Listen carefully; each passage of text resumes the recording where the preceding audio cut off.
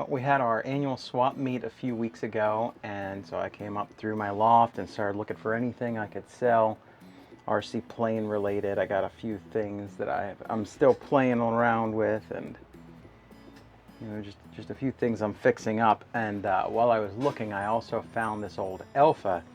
This is an old trainer plane. I have the wing for it. I have the motor mount. No motor. I don't have any servos for it, but I have pretty much everything else that came with it. Really good landing gear. A great trainer plane. Really best to be used as like a nitro. So I took this with me to sell at the swap meet. And something else happened. A few days before the swap meet, I had a friend tell me they were going to give me a perfectly together plane with an engine, servos, everything working. The only thing I had to do was throw a receiver in, bind it up, and get her ready to fly.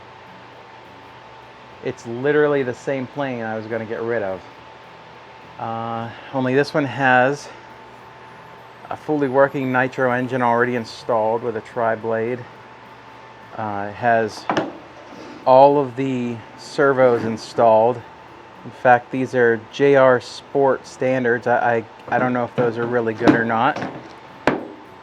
Has a battery and everything. So I changed it up. What I did was I put a decently high price tag on these two. Nobody bid on them. And I brought them home, and I figured these will be a better entry level into nitro than any of the other nitro planes I've collected. If I destroy one, I've still got an entire unused body and wing for the second time. And if I destroy the second one, maybe I'll still have the servos, the receiver, and the engine. So instead of selling it and getting rid of it, let's go through a checkout, see how it's running, throw a receiver in there, bind her up, see if we can start it up, and then maybe tomorrow, the weather is looking pretty good tomorrow, I think tomorrow would be a great day to take it out and try to get my very first nitro flight in. All right, let's do that. Okay, let's see what we actually have in here. Not really sure where that goes. We've got some foam. Ooh, it's crunchy. It's old. And it looks like we have... Okay, there's our switch. This says aileron. So that's our extension for our ailerons. That's our power through the switch. Oh, that's a charge. So that's how you charge through the switch. Okay, we've got all the servo wires clear.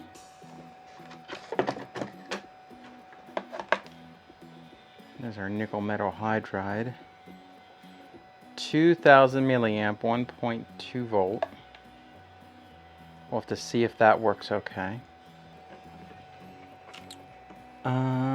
See, these are more JR servos.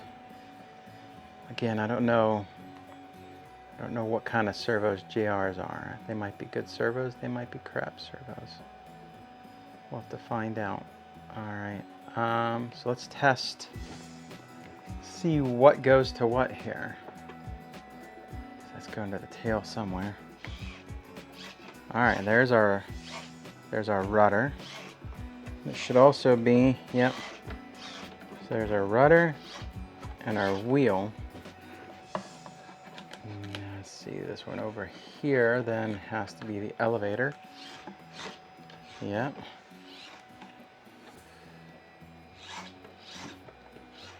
And it looks like the last one is going to be our throttle.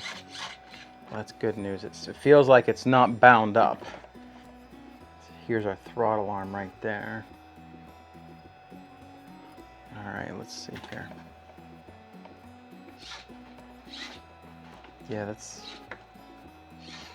not bound at all. And it looks like the carburetor's closing and opening just fine. Okay. So it looks like I just need a new receiver It looks like maybe that's where you put the receiver, right in there. And the batteries would probably fit in there. We'll have to test these out. I don't know if I have any other batteries if those don't work. So let's give the electronic system a test and see how the servos are running.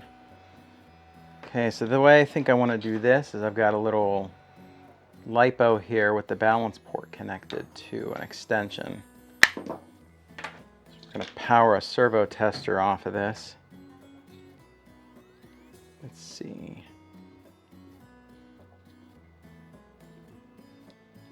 There we go. That is manual, so that's going to move the servos.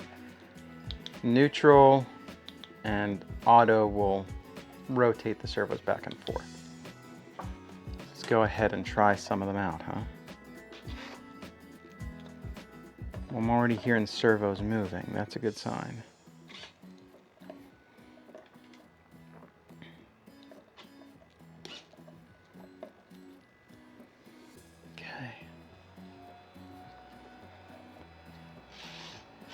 And all my servos should be moving. Let's go ahead and put this on auto, and then I can take the camera around and we can check them out.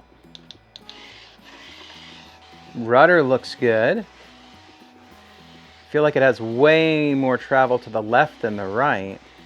That's a little weird. Elevator.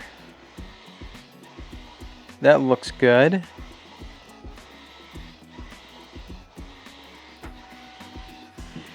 And the throttle body.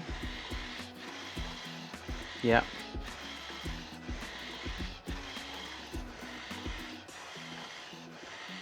That looks good too. Okay, servos seem to work fine. Next thing, we're going to throw in this receiver from, I believe this is from my Conchendo. This is really, really technologically advanced compared to the rest of this plane. This thing has gyro and everything on it, even safe modes. Don't think we're going to need that on a trainer with so much dihedral in the wing. Dihedral is where it's bent like this and it acts kind of like a pendulum. So we'll go ahead and throw this in there. We'll hook it up with the battery it comes with, see how that's running. I wouldn't be surprised if I have to replace this with something. I don't know if you can replace these with LiPos. If you can, let me know down in the comments. I'm guessing there's a way to replace this. I don't know if I want a LiPo sitting in a plane all the time though. Maybe lithium ion, something less explodey. Let's see what happens when we get everything set up correctly here. So I'll grab my NX10, my receiver, and the battery. We'll get everything connected and test her out. Okay, let's see what we got here. Let's move all of our servo connections aside for now. We don't need the charge one sitting in there. Let's just pull it out. I know how this stuff always likes to fall back in, so we're just gonna get a little masking tape and tape it outside. That is the battery connector. And that's gonna go to the receiver to provide the receiver with battery. Okay, so let's go ahead and start putting our receiver in. We're going to put power in the first slot here. Like that. That seems to be the throttle.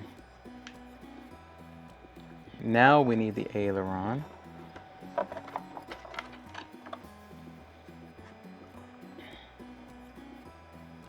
Signal on the top, ground on the bottom. Okay. We're going to throw this into the tape as well here. I want those to stay up out of our way. So on the transmitter, it looks like the first is throttle, second is aileron, third is going to be elevator, fourth is rudder. So we're going to go elevator and then rudder for our 4 channels. So we're going to throw him in there. And then assuming that the one left is the rudder. Let's test our battery. Let's see, red to red, black to black. Well, I'm hearing beeping. That's a good sign. I'm not really familiar with nickel metal hydride. Is that a good reading? I'm probably going to charge it just to make sure. Let me know what nickel metal hydride is supposed to come up at. Again, these are 1.2 volts a piece at 2000 milliamp hour. If that's what they're measured in nickel metal hydride, that's how they'd be measured in LiPo. So that seems like it'll probably give us at least enough to move the servos. So let's grab our battery connection port. We're going to connect that up. Okay. And I already have this receiver bound with that transmitter. So we should, I could test the ailerons later. We should just be able to turn this on.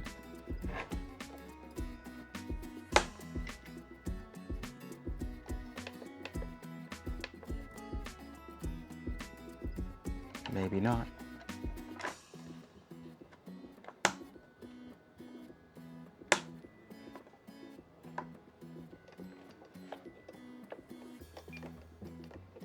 Maybe I'm not getting enough power from that. Oh no, I'm getting a bind signal. So let's go in and rebind.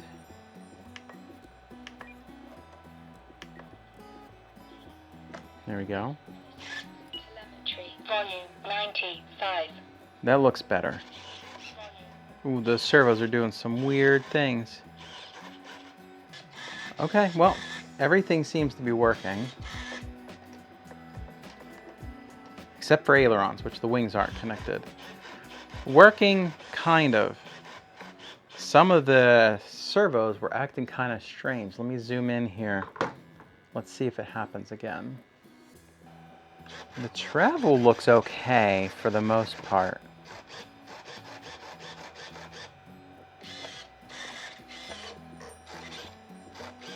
That was weird. The throttle twitched and all I was playing with was the elevator. Ooh, that was weird too.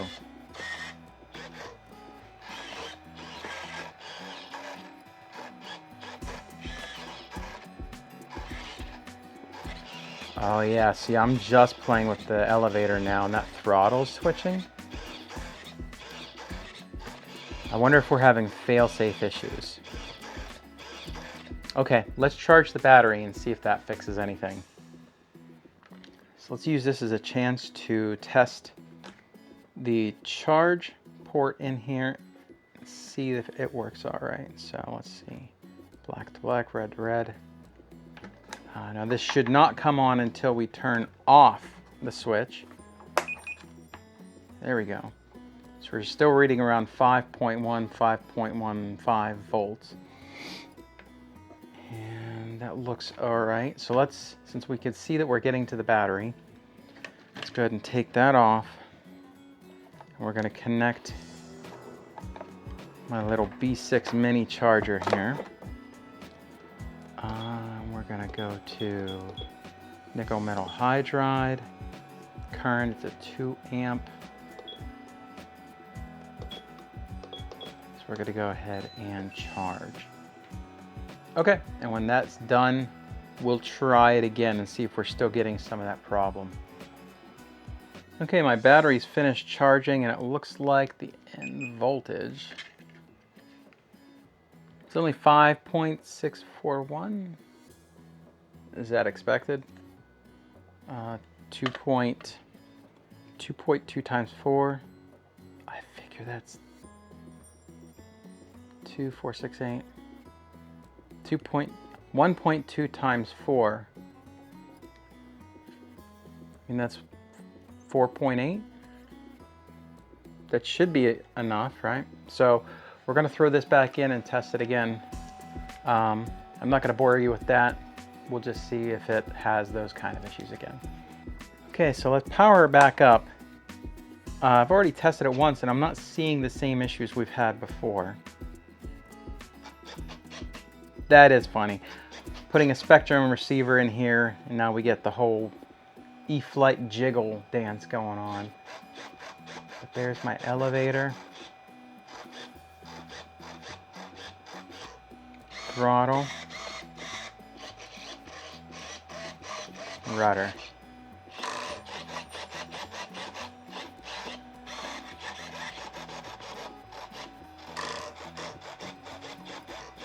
Yeah, I'm not seemingly getting the same issue. So my guess would be that the battery, it may have been too low, and I was probably getting like a fail-safe on these servos.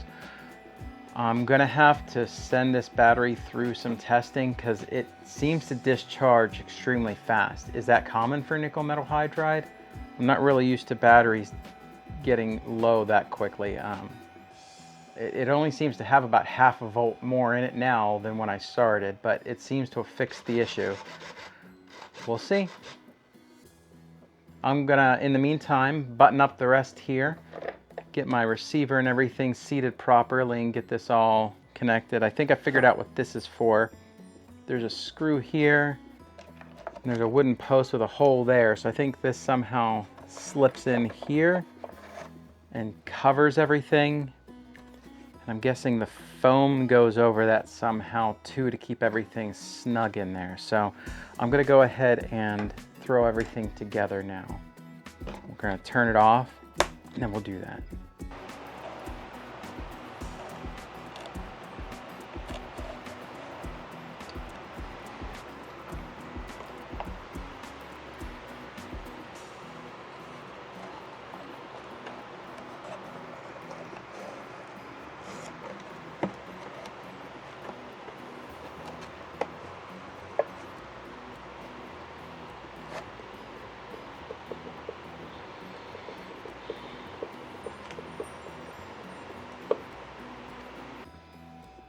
Okay, I got my workbench cleaned off. I've got a tie down on that side of my table. We're gonna go ahead and wrap that around the tail so that when we do start it up, if it starts up, it doesn't fly off into me from the other side. So let's go ahead and do that. All right, this is pretty easy. The basic idea is that I wanna be in line with the back tie down. I wanna have it kind of centered on the table. So we're just gonna take our rope here. We're going to wrap it around once. Then I'm going to go ahead and tighten it up to the back. We'll pull forward. And really, that's all we need. That'll be plenty to keep this from flying into me. So let's go back to the other side. Nitro fuel can be really sticky and nasty, and these engines spit it everywhere. So the first thing we're gonna do, this table's meant to be a work table, but I'd like to protect it a little bit. It makes cleanup a lot easier. This is gonna shoot it pretty much straight out towards this wheel. So we're gonna go ahead and just kind of cover that area. If this gets blown away, that'll be fine. As long as it doesn't get sucked back up into the prop. If it would get sucked into the prop, it's just gonna stop the engine. These things are pretty hardy. That being said, all the air is going to be moving that way, so if anything, this will get blown off the table, which is fine. The next thing we're going to have to do is fill up our fuel tank. So I've got a field box down here. This is what a lot of people use for fuel-based engines with gas or nitro. Here's my nitro. I've got a hand pump in here to pump the nitro into the actual engine. We'll go ahead and, I don't want a lot in there. We'll go ahead and put a little bit in there, and then we'll start working on actually starting it up. Some of these nitro engines have fuel buttons that you can pull out, and you have a little tube like this that is easy to fuel up and unfuel, but this one doesn't have that. So we're just going to open our fuel canister here. And I've got a lead here that goes down into my fuel, and then this is going to be used to fuel up my engine. This is the intake for the engine, so this is going to actually be on the bottom of the fuel tank. So we're going to connect the fuel in feed to the engine in feed. And then when the tank is full, it would usually come out of here and it would go into the muffler, which would then just drip all over the place. So typically, I have this spare tank and I would connect that here. And the reason for that is once the tank is full, this will start filling up and you'll see that, so you know the tank is full. You empty this back out by pumping backwards, and whenever you know that the fuel tank is filled, you're just going to disconnect this and put that back on your muffler. Today, we're not putting an awful lot in this tank, just a couple of pumps, enough to get the motor running. So I don't really need that. We're just going to run it like this. I'm going to be able to see some of the fuel go through here, hopefully. But you can also feel the fuel once it starts pumping through your actual pump. Yep, I just saw some shoot in there, so we're just going to put a little bit. And that's really all I need. So I'm going to stop. I'm going to disconnect this. You're going to see a little fuel come out. We'll reconnect the engine. I'm going to run this backwards. And that'll suck all the fuel back out of the yellow and the red and put it back into the canister. Okay. And that's really all I got to do to prep for the fuel. I got my transmitter on. We got the plane basically ready to start going. So I need to turn on the switch, make sure that the servos are still working properly. Then we'll block open our servo a little bit using the throttle, and we'll start trying to get it to run. So let's go ahead and turn on the receiver and all the servos. We're going to pull it forward and make sure it's centered on the table. Get my towels in the proper locations. This is a little dangerous. We're going to push it a little back. Now it's behind the prop. First thing I want to do is test my connections. So there is my elevator, rudder, and throttle. And my throttle cut. Okay, throttle cut's working. That's the one that I'm really worried about. So now all we have to do is I first want to prime a little bit. So I'm going to go ahead and suck some fuel through, and right there I can see my fuel start to come through. Let me give it a couple more here. Try not to hit my knuckles anymore. Okay. And now we're going to put our glow plug igniter on. I'm going to open my throttle just a tad. Then I'm going to grab my electric spinner. And this is going to spin this until the fuel starts up. I'm going to take my watch off as well. Again, this nitro can get really messy. I don't want that getting all over it. So I'm going to grab it firmly back here. Again, I'm going to check to make sure that that can't pull forward. So if this starts up and it pulls forward, it could come right at you.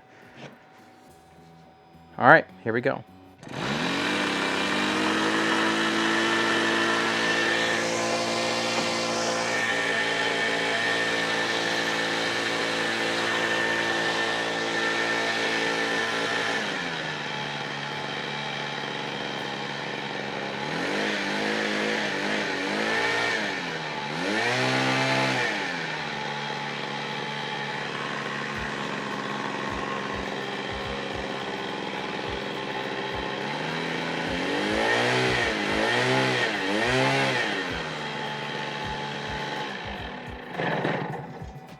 Well, it started up immediately.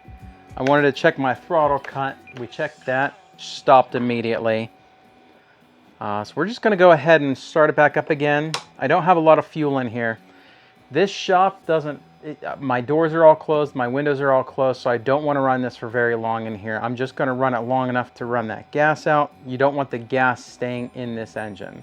So we're just gonna run it long enough to get the gas out of there, let it run out and die on its own.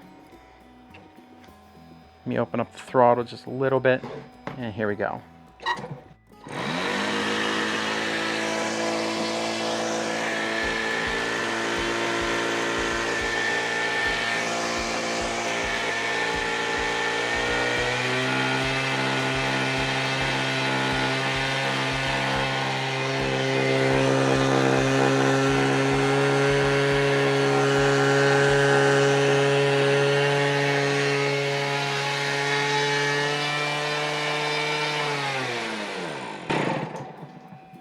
Yeah, didn't have a lot of fuel in there. See, just getting my hand behind the airplane for a little bit, it's just covered in this sticky nitro fuel. So I'm gonna call this a win, man. That was an immediate startup. If that battery holds out, I think I'll be able to get this in the air tomorrow morning. Tomorrow's supposed to be a really good day to fly. Really low winds, max out about 6 to 8 miles an hour, and the temperature is going to be low 60s. Great day. So I'm going to throw this in the car, take a couple of my electric airplanes with me, and yeah, might have this in the air tomorrow. First time I've ever flown a nitro. So I'll take it out, tune it up on the field, and we'll try to get it up there. All right.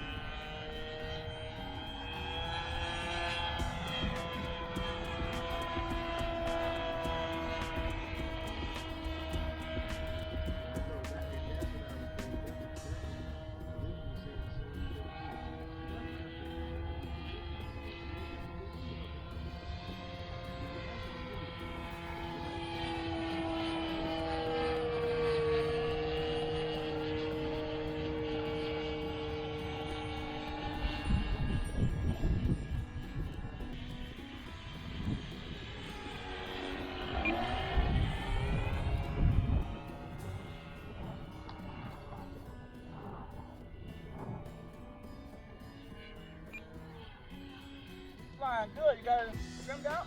Little bit. It's not too bad.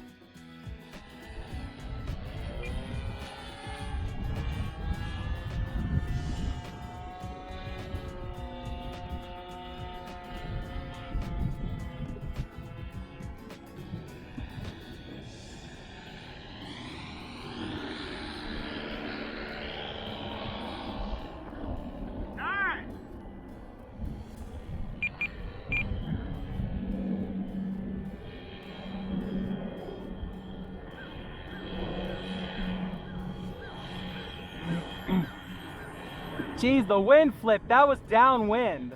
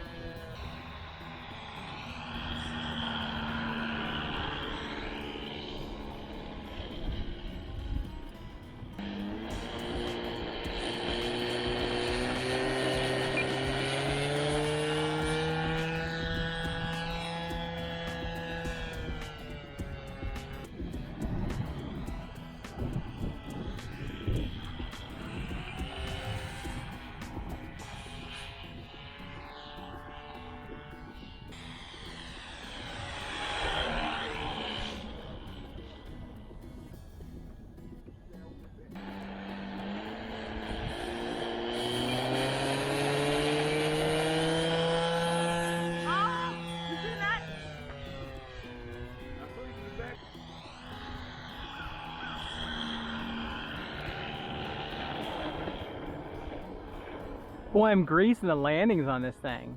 Yeah, you're getting good at landing. This thing's heavy. like a fat pig. Oh my God. Have you ever flown a Nitro? No, not. Yeah, this is my first time, man. This thing is like... It took a long time to get out the ground, I'll tell you that. Well, I'll tell you another thing is the, I don't like the servos in this. Maybe it's the way whoever set them up, but they're really slow. Oh. And I can't really turn very well with the ailerons. I have to use the rudder. Maybe, better high torque servos. I'm used to yanking and banking, and it kind of works. The rudder responds really well. Oh shit, I just realized I'm dead. Uh-oh. What? Well, I landed it, Oh, okay. but it was a dead stick. I just realized the motor was off. Oh my God. Yeah, well, I'm used to electrics, right? With electrics, if I throttle down, the motor does go off. Oh well, I brought it in. I'd say that's a successful first time. Yeah.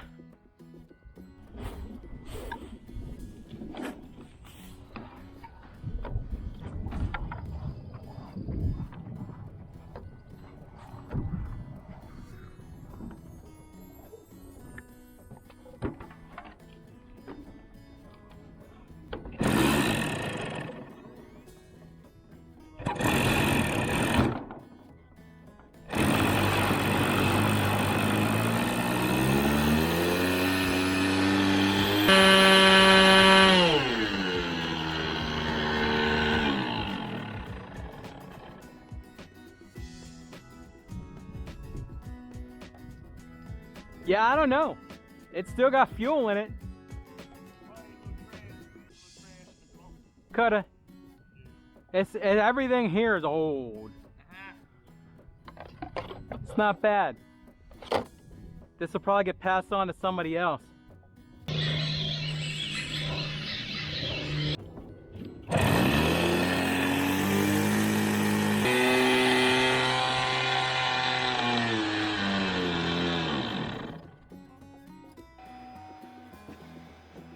All right, so this is the after flight report. It went up way easier than I thought it would. The one problem, major problem I had with it was that the ailerons had very little authority. I had to switch over and do almost 90% turns with rudder, which I'm comfortable enough with, but with electric, you know, we mostly just yank and bank. But it was about 90% rudder, 10% leveling off the rudder afterwards with the ailerons. The ailerons don't have much travel at all. That's a problem. It might be these servos as well, but I just don't think that there's any travel left in the wing for the servos to use up. The servos are weird as well. The JR servos that are in this, they don't respond like electric or like my gas plane does. It's more like dampened. And that might be the way that those servos are programmed. That might be on purpose. They just don't respond the same way that I would expect. That being said, for being a very old plane with very old technology, I can't imagine that Nitro engine is very new. Running on a new receiver, brand new transmitter, I think it did all right. The landings in this were way easier than anything I have that's foam. It's way heavier. The wind didn't affect it at all. And it just slid in. This is also a trike gear instead of a tail dragger. Trike gear is usually easier to bring in. The motor did cut out on me once, so I had to bring it in for a dead stick. That's okay. It came in perfectly fine. Actually, it was one of the smoothest landings I had all day.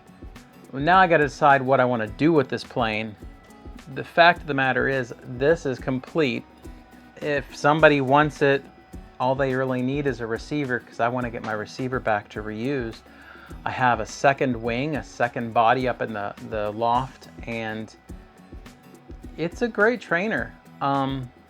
Nitro is not what most people train on these days, and that's kind of a problem. And also a trainer where the ailerons are not very responsive is a bit of a problem as well. There's a lot better planes out there these days to learn how to fly on. What am I going to do with it? I think I'm either going to pass it on to somebody else in the club, or I could maybe save it for a swap meet and see if anybody wants it there. I like the engine. I can't tell what size it is, and I'm not well enough versed in Nitro yet to be able to guess. It's not printed on it like they usually are, but I know it's an OS Evolution or Evo. And I had a friend tell me that they're really, really good bulletproof Nitro engines. So made sure to clean out the Nitro, and if I decide to keep the engine, I'll still be able to pass on the body and the wings, both bodies and both wings. And I'm going to leave the servos in this because I don't particularly like them. So that's pretty much it. I'm happy with it, but I'm going to go ahead and move on to the other Nitro engine planes that I have in my loft here. This was a great experiment plane, so I could get comfortable with using Nitro and be confident that I can get a plane up and then land it. But I've got better airplanes than this that don't have as high of dihedral, and the ailerons have way more authority. So I think I'm going to go ahead and move on to one of those. All right, thanks for watching. If you haven't yet, like and subscribe. If you don't want to miss any more videos like this, make sure you hit the bell notification icon. And I'll see you on the next one.